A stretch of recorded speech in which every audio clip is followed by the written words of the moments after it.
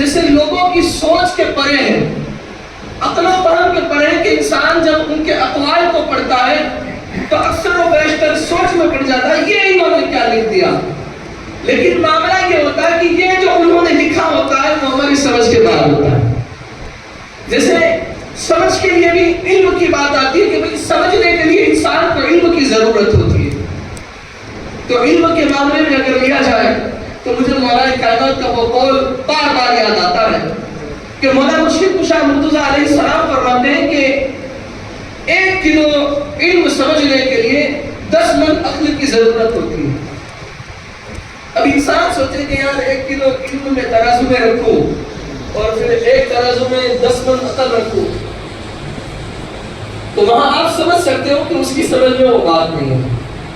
یہاں واقعی تول اور مول کی بات نہیں ہے، یہاں واقعی وہ سمجھ کی بات ہے کہ انسان کو اگر حقیقی معنوں میں دین مصطفیٰ کا علم ہے، اسے سمجھنا ہو کہ ذرہ برابر یعنی کلو سمجھنا ہے تو اسے اپنی عقل کو اتنا پختہ کرنا پڑتا ہے کہ جیسے 10 من 1 کلو کو سمجھنے کے لیے 10 من اتنا پختہ کرنا پڑتا ہے. پختہ سے مراد توحید کرنا پڑتا ہے اپنے برموں کو، اپنے ذہنوں کو، اپنے گمان کو اس دنیا کی لوگوں کے عاموں کی فکر سے آزاد کر کے اس میں مست ہونا پڑتا ہے. اور جب کوئی بندہ مست ہو جاتا ہے نا تو پھر یوں بھی پکار اٹھتا ہے کہ مولوی ہرگز نہ شد مولا ہے لوگ. گفتگو یقیناً آپ کی سوچ کے پرے ہے، لیکن کبھی کبھی وہ مقام زندگی میں آتے ہیں کہ انسان سب کے لیے نہیں. کبھی کبھی وہ محفلیں ہوتی تھی نا بزرگوں کی بارگاہ میں، اور جب جا کر بات ہوتی تھی یار آپ نے بڑے اچھے جملے کیے لیکن لوگ سمجھ نہیں پائے. 2 بندے تھے جو سمجھ رہے تھے، تب ان کی زبان سے نکلتا ہے میں انہیں کو سمجھانے کے لیے تو بات کر رہا تھا. سب چیزوں کو سمجھ نہیں پاتے، اور ہر انسان ہر چیز کو سمجھ لیتا تو پھر ہر ایک کا میاں بلند ہو جاتا. جیسے اللہ رب العزت نے 3 خلقتیں دکھائی ہم کو، جیسے ایک فرشتے، دوسرا انسان اور تیسرا جانور. یہ 3 خلقتیں کیوں دکھائی؟ تاکہ فرشتے ہیں، افضل ہیں، نوری مخلوق ہے. کس لیے؟ کہ ان کو کھانے پینے کی حاجت نہیں، ان کو اللہ نے نفس سے پاک رکھا ہے. تو وہ فرشتے ہیں. پھر نچلا درجہ بالکل جو ہے تیسرا وہ جانور کا. کیوں؟ کہ انہیں عقل و فہم نہیں، صرف نفس دیا گیا. کہ بیچ کا درجہ کا انسان، بیچ کا درجہ کا انسان مولا. پھر یہ انسان دیکھتا ہے، کھاتا ہے، پیتا ہے، اس کے پاس نفس بھی ہے، اس کے پاس نفس بھی ہے اور اپنے نفس کو مار بھی سکتا ہے، لیکن پھر بھی بیچ میں کیوں کہا؟ اس لیے کہ نفس کو مار دے تو وہ فرشتوں سے افضل اشرف المخلوقات بنا ہوگا، اور عقل کو مار دے، عشق کو مار دے، دل کو مار دے، دنیا میں مست ہو جائے تو وہ جانور سے بدتر ہے. یہ 3 فارم ہے، آپ نے سمجھے 3 فارم ہے. یہ اللہ والوں کی زندگی کا وہ معاملہ ہوتا ہے کہ جو انسان سمجھ نہیں پاتا ہے. ہم سمجھتے بھی کیا ہے کہ گوشت پاک کا مہینہ ہے، گیاری کی نیاز کھائیں گے، بریانی اڑائیں گے، اور اللہ ماشاءاللہ گوشت کے دعوے لگائیں گے، وہ زیادہ ہوگا تو رات میں محفل میں جائیں گے. لیکن ہم نے یہ نہیں کہا اس سے پہلے کہ یہ نیاز ہم کھانے جا رہے ہیں، وہ نیاز کیسے لقموں کی نیاز ہے؟ کیا گوشت پاک اسے پسند فرماتے ہیں؟ یہ مت سمجھنا ہے کہ کوئی 10 دیگ چڑھانے والا، کوئی 1 دیگ چڑھانے والا غریب اور کوئی 50 دیگ چڑھانے والا مالدار ہے تو وہ مالدار کی یہاں ہمیشہ اچھی نیاز ہوتی ہے. یہ مت سوچنا کہ وہ غوث پاک کا کتنا بڑا دیوانہ ہے، غوث پاک کو اسے کتنا ناراض ہے. نہیں، یہ بات غلط ہے. آپ کی سوچ ہے، یہ آپ کا وطن ہے، یہ آپ کا وسوسہ ہے. وہ 1 دیگ جو غریب کی ہے لیکن حلال مال سے ہے، کہ جس میں پسینہ بہا ہے، جس میں قصداً یہ خیال کیا گیا کہ اس میں کہیں کوئی لقمہ، کہ کہیں کوئی مال، کہیں کوئی 1 پیسہ کہیں حرام کا تو نہیں آ گیا. اس پرہیز کے ساتھ 1 دیگ نہیں، میں کہتا ہوں صرف گھر میں 1 کٹوری رکھی ہے نا تو وہ 50 نہیں 50,000 دیگ سے کرتے ہیں. وہ 50,000 دیں گے کہ جس میں کوئی قصداً خیال نہ کیا گیا ہو کہ اس میں کسی کا حق مارا گیا ہے یا نہیں، کسی کو لوٹا گیا ہے یا نہیں، اس میں کسی کا مال ہڑپ کر لیا گیا ہے، اس میں حرام کا مال ہے. اس وقت وہ نیاز 500 دے کیا 50,000 دے گے تو کوئی باتیں نہیں رہتی. لیکن اس سے ہمیں تربیت حاصل کرنی ہے غوث پاک کی زندگی سے. کیا؟ تاکہ نیاز بھی ہو، حلال لقمے کی ہے تو پہلے جا کر کھاؤ، اور حرام لقمے کی ہے تو پھر حضور کے نام سے بھی یہ تو دور ہو جائے. سمجھا؟ یہ ساری چیزیں اس دور کی بہت ضروری ہیں. ہم پرہیزگار لوگوں کو نہیں بنا سکتے تو کم سے کم ہم کر سکتے ہیں, ہم خود کر سکتے ہیں اور کرنا چاہیے, کیونکہ ہمارا اعمال, ہمارا حساب لوگوں سے نہیں ہے, ہمارا اعمال ہمارے سے, ہمارا حساب ہم سے. مسجد میں کوئی بندہ نہ آئے, ذمہ دار میں نہیں ہوں, میں نہ ہوں تو میں ذمہ دار ہوں. سمجھے آپ کیا بات ہوتی؟ آج ہمارے ہر ایک کی نظر بس ایسی ہے, ہر ایک کو حق تو پسند ہے لیکن دوسرے کے لیے, اپنے لیے نہیں. ہر ایک کو سچائی پسند ہے لیکن کسی اور کے لیے, اپنے لیے. اور ہر ایک کو ایک تو نظر آتا ہے لیکن دوسرے میں, اپنے گریبان میں تو جاگنا ہی کام, اپنے گریبان میں. میں کہتا ہوں لوگوں کی فکر سے مولا کائنات فرماتے کہ سکون چاہتے ہو, اللہ کی قربت چاہتے ہو تو لوگوں سے بے نیاز ہو جاؤ, دنیا سے بے نیاز ہو جاؤ. ارے کون کیا کرتا ہے, کہاں مرتا ہے, کس کھاڑے میں جاتا ہے, چھوڑو, اپنی تو فکر کرو. کیونکہ یہ وہ دور ہے, یہ وہ دور ہے کہ جہاں لوگوں کی فکر لوگوں کو زیادہ ہے, اپنی نہیں ہے. میں کہتا ہوں بندے کو اپنی تو سوچ, اپنی تو سوچ. اور جب بندہ اپنی سوچنے لگتا ہے نا تب وہ ہوتا ہے فَاتَّبِعُونِي يُحْبِبْكُمُ اللَّهُ, تم رسول اللہ کی اطاعت کرو, ان کے فرمانبردار ہو, تم محبوب بن جاؤ گے.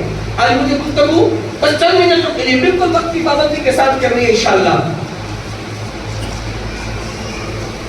محبوب کی بات آئی اور کل دن بھی گزرا. اللہ رب العزت محبوب الہی کا صدقہ مجھے آپ سب کو عطا فرمائے کہ جسے کائنات نظام الدین اولیاء کے نام سے جانتی ہے.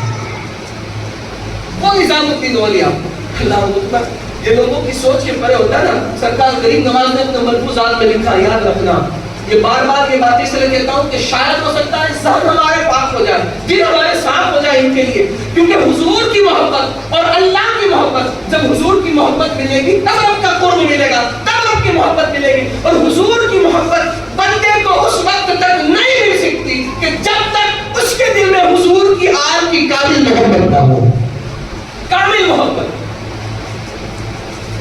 تو میں اس کا نام نظام الدین اولیاء. کچھ ولی ایسے ہوتے ہیں کہ جو پہلے زندگی میں خوب گناہ کیے ہوتے ہیں لیکن بعد میں ایک مقام آتا ہے کہ اللہ انہیں وہ رب کی بارگاہ میں سچے دل سے حقانیت کے ساتھ جب رجوع ہو جاتے ہیں, توبہ کر لیتے ہیں, اس رب کی بارگاہ میں اپنے دل کو جھکا کر سچے بن جاتے ہیں, تو اللہ ان کے گناہوں کو معاف فرما کر انہیں مقام ولایت عطا فرماتا ہے. اور کچھ وہ ہوتے ہیں کہ جو ماں کے پیٹ سے ولی بن کر پیدا کیے جاتے ہیں. جیسے میں جن کا مہینہ ان کا نام ملے تو کوئی وہ نہیں پیر میرا میر میرا شاہ جیلا شخص شاہ عبد القادر جیلانی قدیل نورانی, مشکل کو سب کی جو کرتے آسانی ہمارے دادا غوث الاعظم دستگیر جیلانی. ان کی زندگی ماں کے پیٹ سے ولی پیدا ہوئے, پیدا ہوتے ہی کئی کرامتوں کا نزول. جب پیدا ہوئے آپ کے والدین کی عمر یہ تھی کہ اس وقت بچے پیدا نہیں ہوتے بندوں کو, عورت اس وقت نا امید ہو جاتی ہے. اس نا امیدی کے وقت میں آپ کی ولادت ہونا یہ آپ کی کرامت ہے. آپ جب دنیا میں تشریف لائے, آپ کے شان مبارک پر جمنے کندھے پر دائیں جسے ہم کہتے ہیں اردو میں, دائیں کندھے پر حضور کے قدم پاک کا نشان. یہ آپ کو سمجھ میں نہیں آئے گا, یہ وہ قدم کا نشان ہے کہ جب سرکار معراج میں گئے, سدرۃ المنتہا پہ جبریل کہے گا یا رسول اللہ آپ آگے جائیں, میں ایک قدم بھی بڑھوں گا تو میرے پر چل جائیں گے, حضور اب آپ آگے جائیں. تب حضور جب چلے وہاں سے نا, جب سب ٹھہر گئے, سننا, جب سب ٹھہر گئے حضور وہاں سے آگے چلے تو سرکار نے ایک قدم اس ذات پر رکھا. میں اس کی تفسیر میں نہیں جاتا ہوں, اس کی بھی بڑی تفصیل ہے کہ سرکار کو کیسے ربایا, سرکار کو کیسے پسند آئے. سرکار نے پھر قدم رکھا, رب کی بارگاہ میں سمجھتے مولا کا میں قادر ہوں اور عبد القادر ہے. اس کی تفصیل میں نہیں جاتا ہوں. میں کہ اس وقت سرکار نے عالم روح میں, یہ مولوی کی سمجھ میں نہیں آتا تو آپ لوگوں کو سمجھ کے پرے ہوگا, کوئی شک نہیں ہے اس میں. سرکار نے اپنا قدم پاک رکھا, ایک قدم رکھا وہاں پر اور دوسرا قدم عرش پر پہنچے. رب سے گفتگو ناراض و نیاز کی بات کا وہ قدم جب غوث پاک پیدا ہوا نا تو ان کے شانے پر موجود تھا. یہ بھی آپ کی کرامت ہے. جس دن غوث پاک پیدا ہوئے اس دن بغداد میں جتنی مائیں حاملہ کی سب کے یہاں ولادت ہوئی اور سب کو اللہ نے بیٹے عطا فرمائے. یہ بھی کرامت تھی. صرف اتنے پر بس نہیں, سید جب پیدا ہوتا, میں غریب نواز کا ملفوظات کہہ کر بھول گیا تھا. غریب نواز اپنے ملفوظات میں خود عطا رسول ہند ولی لکھتے ہیں کہ ایک سید جب پیدا ہوتا ہے نا تو وہ 15 رجل کے ساتھ پیدا ہوتا ہے. کتنے؟ عام انسان بنا درجے کے پیدا ہوتا ہے. سید جب پیدا ہوتا ہے حضور فرماتے ہیں, غریب نواز فرماتے ہیں 15 درجوں کے ساتھ پیدا ہوتا ہے, اسے چاہیے کہ وہ 100 درجے مدد کر دیا. یہ وہ ذات ہے نا, غریب نواز نے فرمایا. تو سرکار جب گوشت پاک پیدا ہوئے تو یہ کرامت ہے, جتنے اس دن بیٹے پیدا ہوئے سب کو اللہ نے ولایت عطا فرمائی. گوشت پاک کا صدقہ یہ بھی کرامت. آپ غالباً 29 شعبان کو پیدا ہوئے, ایک رمضان کو روزہ دودھ نہیں پیا والدہ کا. روایتوں میں آتا ہے سیرت غوث اعظم کتاب میں پڑھے لکھے کہ پھر لوگ جب تھنا ماحول ہوتا تو لوگوں کو پتہ نہ ہوتا رمضان کا روزہ کب ہوا ہے نہیں, چاند دکھائے ہمیں, تو لوگ حضرت ام الخیر فاطمہ یعنی غوث پاک کے گھر پر تشریف لاتے اور پھر پوچھتے کہ آپ کے بچے نے دودھ پیا یا نہیں. کہا کیوں؟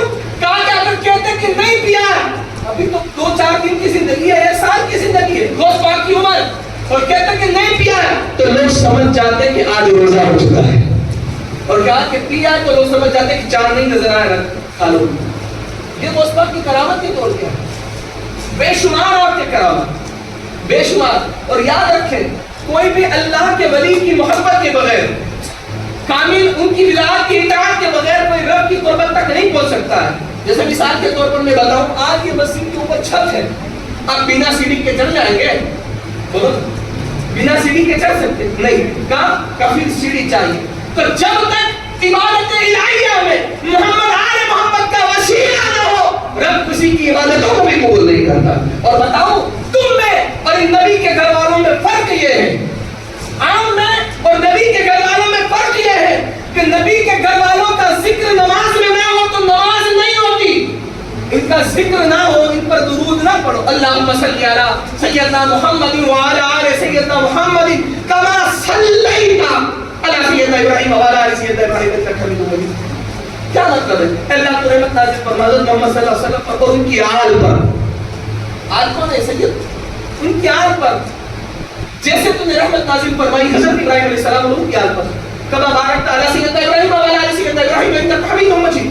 اللهم بارك على سيدنا محمد وعلى ال محمد كما باركت على سيدنا ابراہیم وعلى ال سيدنا ابراہیم انك حمید مجید. اللہ تو برکت نازل فرما حضرت محمد صلی اللہ علیہ وسلم پر اور ان کی آل پر, جیسے تم نے برکت نازل فرمائی حضرت ابراہیم علیہ السلام اور ان کی آل پر. یعنی درود ابراہیم تو نماز میں نہ پڑھو تو نماز نہیں ہوتی ہے.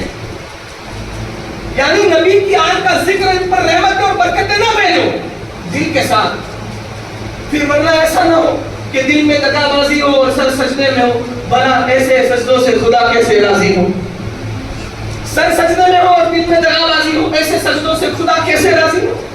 ایسا نہیں, دل کی جماعی کے ساتھ. ان کا ذکر اگر نماز میں نہ ہو, نبی اور آل نبی کا ذکر نماز میں نہ ہو تو نماز نہیں ہوتی, اور تمہارا ذکر نماز میں ہو تو نماز ہی نہیں ہوتی. یہ فرق ہے ان لوگوں میں. اللہ نے یہ فرق رکھا ہے, میں نے نہیں, آپ نے نہیں, اللہ نے یہ فرق رکھا ہے. تو یہ وہ درجے والے لوگ ہیں. بحث کر رہا تھا کچھ کو ہے جو ولایت کے ساتھ پیدا ہوئے, جیسے غوث پاک کا ذکر تھا. نظام الدین اولیاء آپ کی ولادت 27 صفر ہے, 27 صفر کو آپ کی ولادت. کل جو گزرا وہ آپ کا یوم وصال کا دن تھا. کیسے گزر گئے؟ اللہ اکبر. نظام الدین اولیاء کی جب ولادت ہوئی نا تو ایک عورت لا علاج بیماری میں مبتلا تھی. لا علاج بیماری سمجھ لو جیسے اس دور کی کینسر, یہ سب لا علاج بیماریاں ہیں نا. اور بتاؤ یہ حدیث آپ کو میں بتا چکا ہوں لیکن پھر بھی پڑھتا ہوں. آقا کریم کی مبارک کہ اللہ کے حبیب کی اہل بیت کے لیے جو تعظیم کے لیے نہیں اٹھتا ہے, اللہ ان کو لا علاج بیماریوں میں مبتلا کر دیتا. ارے جن کے خون کی تعظیم کے لیے نہ اٹھے تو لوگ لا علاج بیماری میں مبتلا ہو جائے. گزر کے تو کیا ہو سکتا ہے, کیا ہو سکتا ہے؟ آپ سمجھتے ہیں اپنے ذہن سے. نظام الدین اولیاء کہ جب ولادت ہوئی نا تو ایک گڑیا تھی لا علاج بیماری میں مبتلا تھی. لا علاج تو تھی, ڈاکٹروں نے ہاتھ دھر لیے تھے, کہا اس کا کوئی علاج نہیں ہے. تو سوچا بیمار تو ہے کہ نظام الدین اولیاء کی ولادت ہوئی نا تو سوچا کہ دائی کو مدد کے لیے چلی جاتی ہوں, اب تو مرنا تو ہے ہی ہے. اس سوچ سے کھا گئی کہ ایک سید کی آمد ہوگی نا, ایک سید زادی کے یہاں ولادت ہونے والی جاتی ہوگی. اللہ اکبر. صاحب تفسیر میں روایتوں کو بڑے لکھا ہے نظام الدین اولیاء کی سیرت میں آپ کی ولادت کے مقام پر کہ جب نظام الدین اولیاء تشریف لائے نا, پھر وہ رسم ہوتی ہے نا غسل دیا جاتا ہے بچے کو. جب نظام الدین اولیاء کو غسل دیا گیا تو وہ غسل میں جو پانی کے چھینٹے اٹھتے نا وہ چند پانی کے قطرے اس عورت پر گرے. चंद पानी के कतरे उस औरत को उड़े, गिरे उस पर, का उसका जिस्म तो बिल्कुल लाइलाज था, का उसका जिस्म पहले एकदम गर्म हो गया, एकदम गर्म हो गया। और फिर अल्लाह रब्बुल इज्जत ने निजामुद्दीन औलिया की विलादत पर उस पानी के कतरों की बरकत से उसे बिल्कुल शिफा हो गया, बिल्कुल शिफा। लाइलाज बीमारी से जो शिफा दिला दे उसे नबी के घर वाले कहा जाता है, उसे निजामुद्दीन औलिया कहा जाता है।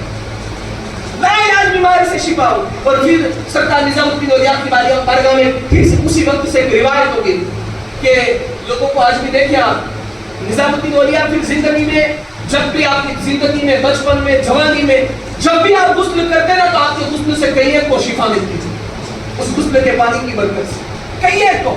और आज भी ये रिवायत आपके दरबार में मौजूद है। हर साहिब मज़ार के आस्थाने पर जब उनका विसाल का दिन होता है, उर्स का दिन होता है, तब गुस्ल दिया जाता है। लेकिन बारगाह निजामुद्दीन औलिया महबूब इलाही में आज भी ये रिवायत मौजूद है कि आपके उर्स के मौके पर तो दिया ही जाता है, देते ही रहते हैं, लेकिन आपका जिस दिन विलादत का दिन होता है ना, उस दिन भी आज भी आपके मज़ार पाक को गुस्ल दिया जाता है और पानी जमा किया जाता है और बीमारों में तस्लीम कर दिया जाता है। और जो अहले अकीदत सच्ची मोहब्बतों के साथ, अकीदतों के साथ, रियाकारी नहीं, सच्ची अकीदतों के साथ आज भी जो पानी का इस्तेमाल करता है, अल्लाह रब्बुल इज्जत निजामुद्दीन औलिया महबूब इलाही की बरकत से आज भी उन्हें शिफा अता फरमाता है। ये बहुत आपका अगर करीब उस गुजरा, ये दोस्त पाक की, ये निजामुद्दीन औलिया महबूब इलाही की बात। और क्यों ना हो, इस पर था मेरे पास बाकिया, वो महबूब इलाही कैसे बने, लेकिन वक्त खत्म हो गया है। फिर कभी इंशाअल्लाह जिंदगी के जहाँ भी वक्त लम्हे मिले तो मैं इंशाअल्लाह आपको बताऊंगा। अभी मैं आपसे वक्त की कदर करते हुए फत्तबिऊनी युहबिबकुमुल्लाह, तो अल्लाह के रसूल की इताअत करो, महबूब बन जाओगे। जब अल्लाह के महबूब बन जाओगे तो फिर किस किस मकामात से नवाजे जाओगे जिसकी आप जो है हैरत करते रहेंगे और सोच भी नहीं सकते हैं। वमा अलैना इल्लल बलाग। अल्लाह मेरे